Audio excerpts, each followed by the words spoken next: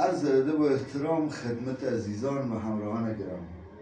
قبل از اینکه مبحثمون شروع کنیم انگشتتو ببر سمت لایک، سابسکرایب و کامنت هم دل قشنگت برامون بذار تا ما بیشتر دیده بشیم توی را و اینکه بهتر انگیزه داشته باشیم که بتونیم تولید محتوا کنیم. مبحث ما راجع به لنج به چند تا موضوع میپردازیم. اولی که لنج کارش چیه، چند نوع داره و اینکه هر نوعش چیکار میکنه، کارایش چیه و درآمدش چیه و در آخر به کسایی که رو او لنج کار میکنن چقدر درآمد میرسه. مبحث اولمون ما دو نوع لنج داریم، یه لنج باری، یه لنج صیادی. لنج باری لنجیه که مثال من از دبی جنس میارم و میدم دست آقای لنجدار، میگم آقای لنجدار برام بیارش ایران، مناطق جنوبی اکثرا، جناب بوشهر، دیلم، دیر، کنگان، اصلویه، بندرعباس، اینا.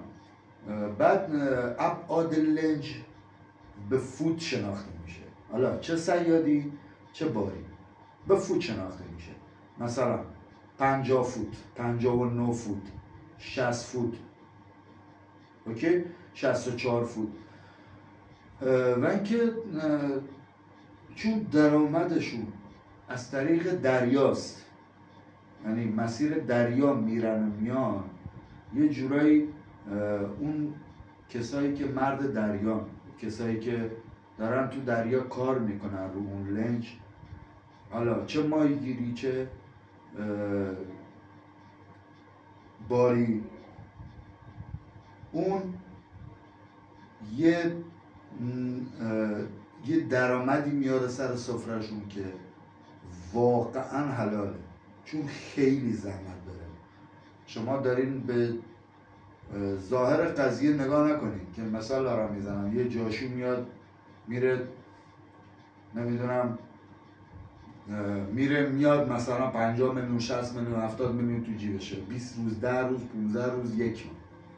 فکر اینو نکنید. من جلوتر عواقبشونو بهتون میگم، چه مزیتایی داره، چه بدیایی داره، چه خوبیایی داره، اینا رو همشو بهتون میگم. عرضم به خدمتتون که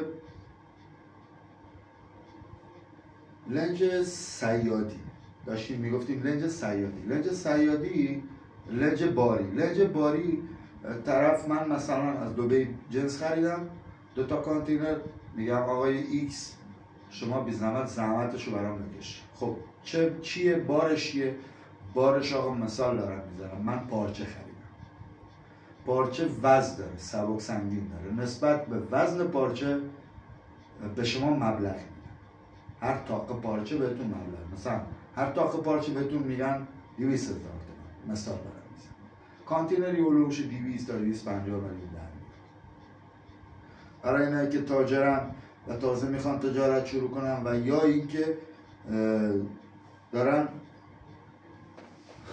میخوان از راه دریا برن، یه کسب و کاری برای خودشون داشته باشن، خب میدن به صاحب لنج بار میکنه، میذاره داخل لنج، جاسازی میکنه نسبت به جنسایی که ورود میکنه داخل لنج باری، نسبت به اون جنس ها میدونن که همون جاشوهایی که کسایی که داخل لنج باری کار میکنن بهشون میگن جاشو، حالا چه باری باشه چه صیادی.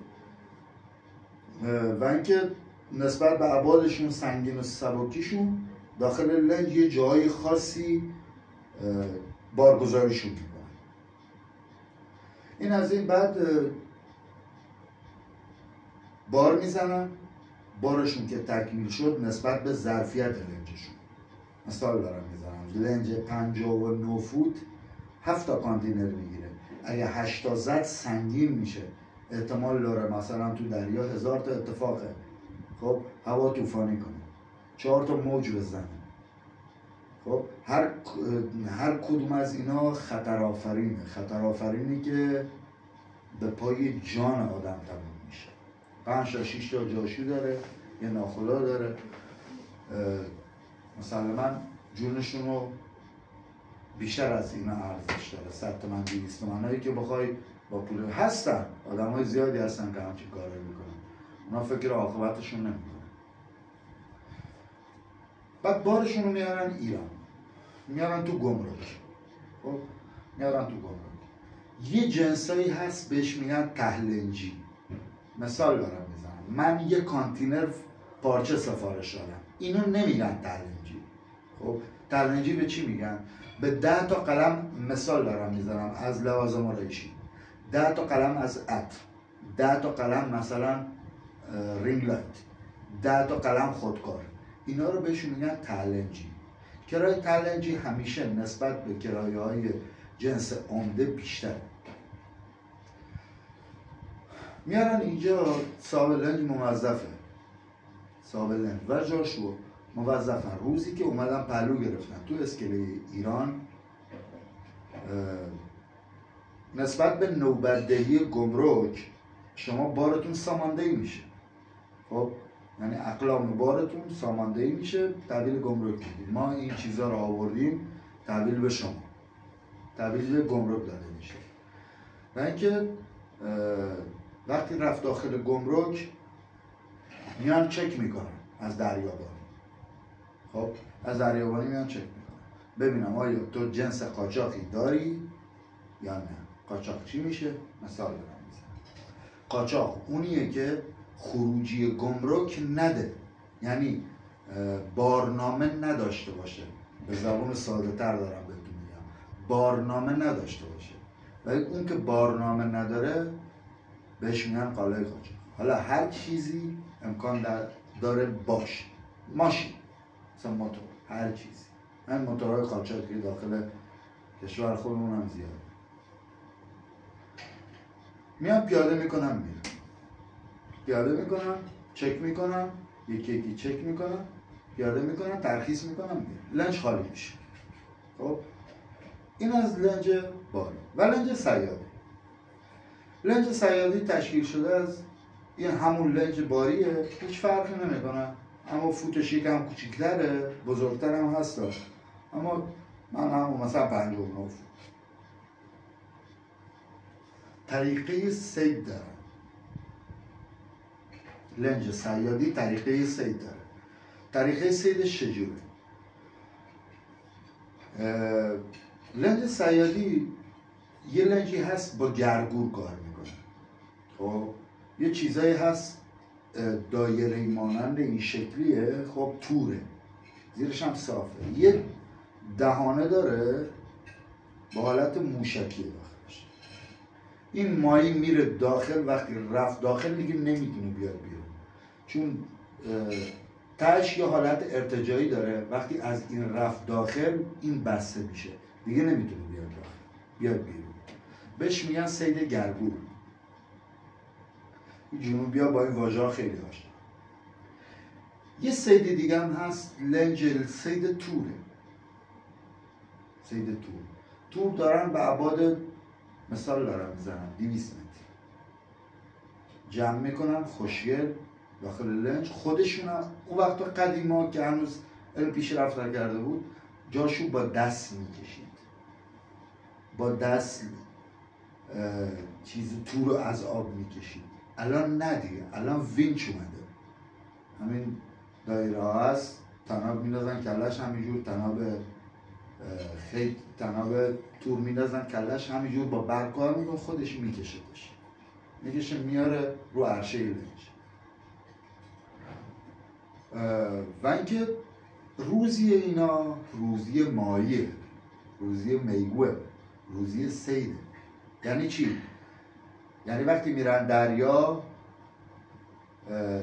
دست اینه که چقدر صید کنن همون روز، دست اینه که چقدر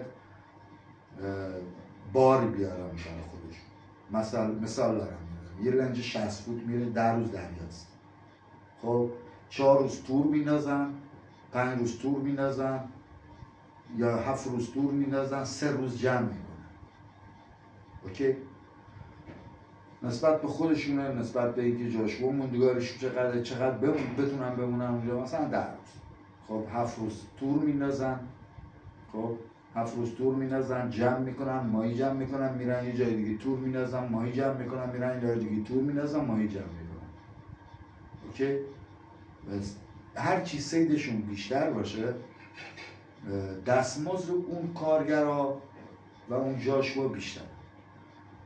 به کارگر اونجا میگن جاشو، به اون کسی که فرمون لنج دستشه، همون دایره‌ایه، به اون میگن ناخدا، سکوندار. این بهش میگن سکوندار، فرمون لنج. و اینکه دستمزدشون بهشون میگن گلاته. دستمزد جاشو و ناخدا بهشون میگن گلاته.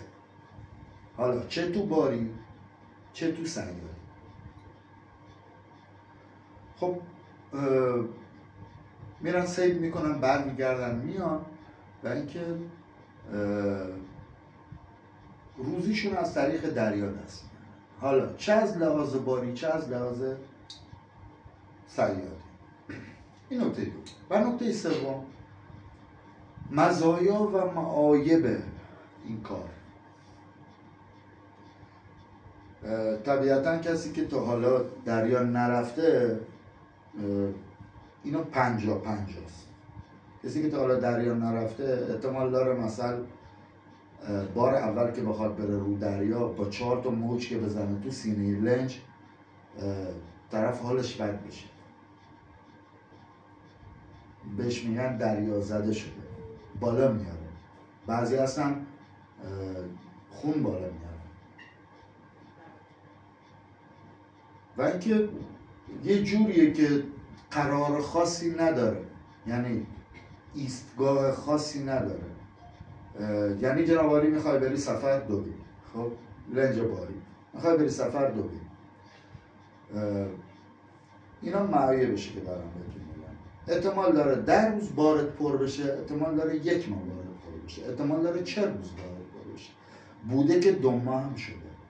خب طرف لنجی 20 میلیارد 30 میلیارد داره میبره دبی، نمیتونه بره اونجا بار خالی برگرده بیاد، مجبور وایس بارشو پر کنه. حالا نسبت به بازار گمرکات و نسبت به اقتصاد کشور رو کم و زیاد داره، دیر و زود داره، اما سوخت و سوز نه. احتمال داره جناب عالی 60 میلیونی که بگیری یه ناخدای خوب داشته باشی، یا 50 میلیون 60 میلیونی که میگیری یه ناخدای خوب داشته باشی، بتونی مثال دارم میزنم بیشتر از 1 ماه موندی دست کنم مثلا 5 تومن 10 تومن اضافه بده. یا که نه خیلی هستن میگن لنج همین، جناب عالی نمیتونه کارش کنه. و بدیش اینه که یه بدی دیگهش اینه که تو تابستون دریا میشه مثل شیشه، یعنی آفتاب که میخوره داخلش صورتت به طور کل میسوزه. و خطرات جانی، اگه 1% حرفه‌ای نباشی، 1% کار دریا رو بلد نباشی، یه جورایی خیلی بد میشه. مثال دارم میزنم، مثال یه آقای تو مسیر داره میره تو دریای عمانه، تو دریای خلیجه داره میره، یه آقا لنجای صیادی اومدن تور پهن کرده، کسی نه زیر آب کی میبینه. خب یا آقا میره پروانه لنج میگیره به این، وقتی گرفت به این به اون توره میپیچه تو پروانه لنج. کار جاشوهای بدبخت چیه؟ کار جاشوهای بدبخت اینه که شنا بلد باشن، برن زیرابی، برن یه دقیقه حالا یا نفرات عوض کنن یا یه نفر میرن پایین چاقو بر میدارن اینا رو میبرن، پروانه لنج خاموش میکنن، پروانه لنج رو میبرن. احتمال داره به موتور هم صدمه بزنن.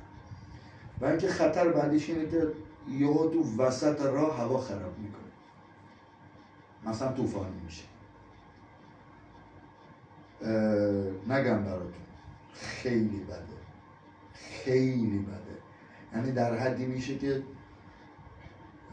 سینه جاز، یعنی همون جلو جاز میره تو آب میاد بالا. واقعا شاید گفتنش یه ذره آسون باشه، اما رفتن اونجا که میخوای بری داخلش یه جوریه که به نظر من کسی که اولین بارش میخواد بره یه جوری برگشتش با کلام الکاتبی. اینایی که خودشون دریا میرن میدونن، میگن یه مثلی داره، میگن به دریا رفته میداند مصیبت های طوفان، واقعا اونی که رفته درکش میکنه. و اینکه معایبش اینه که زیاد کار سنگین نداری تو لنج باری، و اینکه از اینجا که حرکت کردی رفتی هیچ کار سنگینی نداری. اونجا گمرک دبی هم که رسیدی یا اون سر اسکله هم دبی هم که رسیدی، اونجا جرثقیل بار میکنه، شما جاشو فقط موظفه که بار رو ببنده. دوربر لنج یه جاهای چوب و چیزی هست، آهن میذارم فقط میارم بالا، بعد دور تا دورش با تناب میبندم، یعنی که بار محکم باشه، وزن تعادل جاز درست باشه که مثلا کج نیاد تا اسکله ایران. موظفن این کارا رو انجام بدن. و اینکه رسیدیم بر سر بحث چهارم. نکته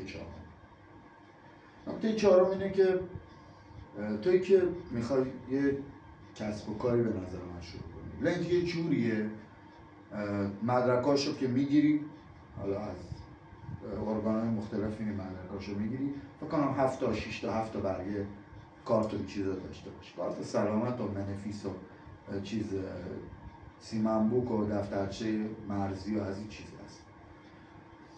میگیریشون، میخوای سفری بشی بری باشون برید و برید. کار خیلی راحتی هم از کار اذیت کننده نیست، اما باید خطراتشو به جون بخری. بنازی میری اونجا کسب و کاری برای خودت میخوای راه بندازی، 40-50 میلیون گلاتتونه، همون حقوقتونه. اونجا 40-50 میلیون حقوق گرفتی، میتونی از دبی آزادی هر چند تعداد میتونی البته هر چند تعداد نه، به یه اندازه ناخدا بهتون اجازه میده که به یه اندازه جنس بیاری، یعنی یه مقدار خاصی براتون تعیین میکنه. مثال دارم میزنم، اگه کارتون 1.5 در 1.5 میخوای بیاری، بهت میگه آقا 10 تا کارتون، مثال دارم میزنم، میتونی بیاری. یعنی آزادی که 10 تا کارتون بیاری، هر چیزی که ناخدا میگه، یکی ثابت نمیشه و تو موظفی همون قدر بیاری. با همونم میتونید تجارت کنید. 50-60 میلیون گلاتت گرفتی گذاشتی تو جیبت، 50-60 میلیون داخل جیبت، میری دبی خریدی، تو میزنی میاری میکنی داخل لنج. این هم یه درآمدی که صاحب لنج هم بهت میده، یه درآمد. اینکه تمام اسکله های بندرنشین تمامشون قشر جوانن، میتونیم برید نگاه کنید، تمامشون قشر جوانن، یعنی یه جورای آلوده دریا شدن.